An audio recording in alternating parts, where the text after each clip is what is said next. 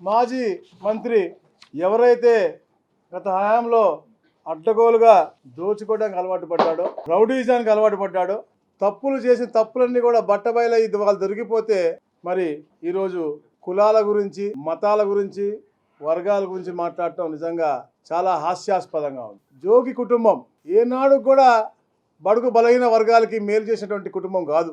వారి హయాంలో బడుగు బలహీన వర్గాల యొక్క అభివృద్ధి కోసం కానీ లేదా వారిలో ఒక చైతన్యం నింపుకొచ్చి వారికి మెరుగైన జీవన పరిమాణం ఇవ్వాలని చెప్పి కానీ ఎప్పుడు ఆలోచన చేయకుండా కేవలం వాళ్ళ కుటుంబం బాగుపడాలి, అడ్డదారులోనైనా డబ్బులు సంపాదించాలనే లక్ష్యంతోనే ఈ యొక్క అంబాపురంలో ఉన్నటువంటి ఇలాంటి స్కామ్లు ఎన్నో చేశారని వస్తున్నాయి, వెలుగులోకి వస్తూ ఉన్న అన్నిటిపైన కూడా ప్రత్యేక శ్రద్ధ పెట్టి అధ్యయనం చేసి పూర్తిగా విచారణ చేసిన తర్వాతనే యాక్షన్ తీసుకోవడం జరిగింది. ఉదయాన్నే ఆయన మాట్లాడుతూ నోటికి వచ్చినాడు అంటే ఇంకా కూడా అబద్ధాలు, ఎందుకంటే అబద్ధాల పునాదిని పుట్టినటువంటి పార్టీ కాబట్టి, ఆ ట్రైనింగ్ అయినటువంటి పార్టీ కాబట్టి అసలు ఎక్కడ కూడా ఏం చేయలేదు నిరూపిస్తారా అడుగుతారు. తప్పకుండా చర్చకు ఎక్కడికన్నా కూడా, ఎందుకంటే ఆల్రెడీ మా అధికారులందరూ కూడా మీతో చర్చించే కేసు పెట్టడం జరిగింది.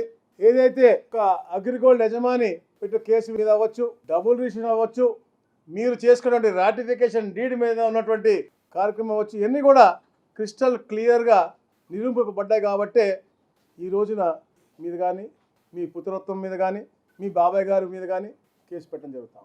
రెడ్ బుక్ అంటున్నారు. నిజంగా రెడ్ బుక్ తెరిస్తే మీరు అసలు ఆంధ్ర రాష్ట్రంలో ఉండగలరా అని అడుగుతా ఉన్నాం. మీరు కానీ, మీరు ఎమ్మెల్యేలు కానీ గత 5 సంవత్సరాల్లో వ్యక్తిగతంగా లబ్ధి పొందాలని చేసినటువంటి ఆకృత్యాలు కానీ, అన్యాయాలు కానీ, పేదల పట్ల మీరు చేసినటువంటి కబ్జాలు కానీ, మాకు రోజుకి 80% భూ వివాదాలు వస్తూ ఉన్నాయి. దాంట్లో 75.5% మేము అప్రాక్సిమేట్గా చూస్తే వైసీపీ వాళ్ళు చేసినటువంటి కార్యక్రమాలే. మరి ఈరోజు బెదిరింపు ధోరణిలో మీకు పిల్లలు ఉన్నారు, సమయం మాకు వస్తుందని బెదిరిస్తూ ఉన్నారంటే అంటే మీరు ఇంతకు దిగజారిపోతున్నారని చెప్తా ఉంటారు అవకాశవాదిలాగా. ఆ రోజు చంద్రబాబు నాయుడు గారు మంచి కార్యక్రమంలో ప్రజాహితం కోరుకుని కార్యక్రమాలు చేసే రోజుల్లో ఏదైతే ప్రతిపక్షంలో ఉండగా ఆ ఇంటి పైన కత్తులతో, రాడ్లతో దాడి చేసినప్పుడు నీకు గుర్తులేదా? హుందాతనం గుర్తులేదా? ఈరోజు నువ్వు తప్పు చేసి దొరికిపోయిన తర్వాత కులాన్ని వాడుకుంటా ఉన్నావు. ఆ రోజు అమర్నాథ్ గౌడ్ అనే ఒక చిన్న బాలుడు చనిపోతే నువ్వు వచ్చి కులం అన్నం పెడతదా అని అడిగావు. ఆ రోజు కులం గుర్తులేదా?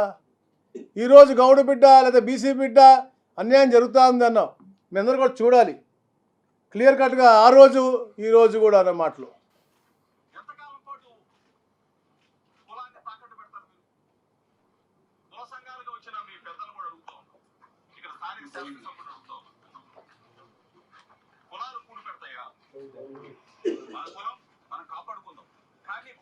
రెచ్చగొట్టే కార్యక్రమం, ప్రభుత్వం మీద బురద చల్లే కార్యక్రమం.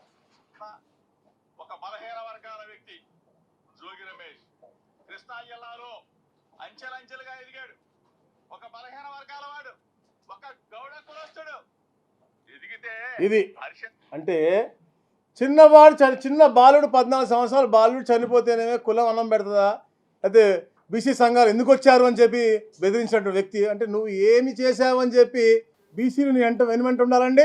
ఏ రోజైనా నేను ఇంత చెప్పినట్టుగా బీసీలు బాగుపడే విధంగా, లేకపోతే బీసీలకి మెరుగైన జీవన పరిమాణం వచ్చే విధంగా చేశావు. కేవలం నీ వ్యక్తిగతంగా నీ యొక్క వ్యక్తిగత లబ్ధి కోసం, నీ కుటుంబ లబ్ధి కోసం చేసినటువంటి ఈ భూ ఆక్రమణ రుజువు అవుతుంటే దాన్ని నువ్వు రాజకీయం పులిమించుకుని దాన్ని మళ్ళీ నువ్వు కులాలు మతాలని చెప్పేసి రెచ్చగొట్టే ధోరణి ఎవరు చేస్తూ ఉన్నారండి?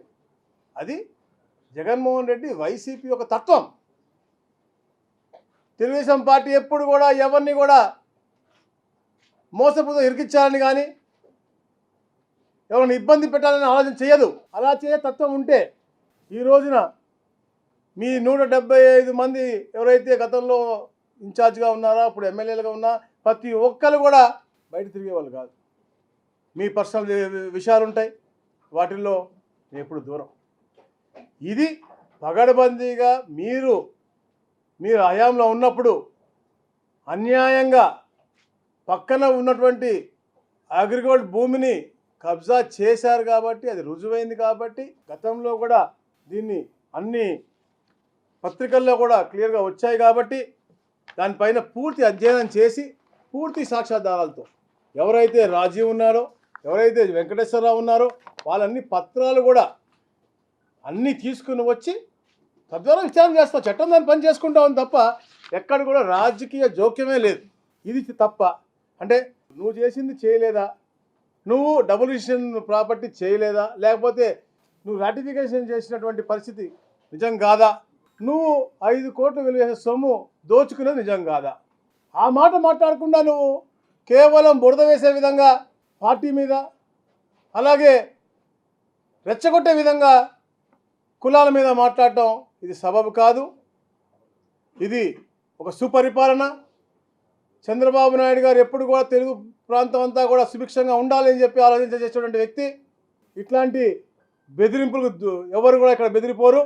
మీకు పిల్లలు ఉన్నారు, మాకు సమయం వస్తుంది అని తప్పుడు మాట చేసిన తప్పుని సరిదిద్దుకుని క్షమాపణ చెప్పి చట్టపరంగా ఎలా జరుగుతుందో అలా చేయాలి. కానీ ఎక్కడ కూడా ఇలాంటి తప్పుడు మాటలు మాట్లాడితే మేము ఎప్పుడు కూడా క్షమించామని చెప్పేసి కూడా మిమ్మల్ని హెచ్చరిస్తూ ఉన్నామని చెప్పేసి కూడా తెలియజేస్తూ ఉన్నాం.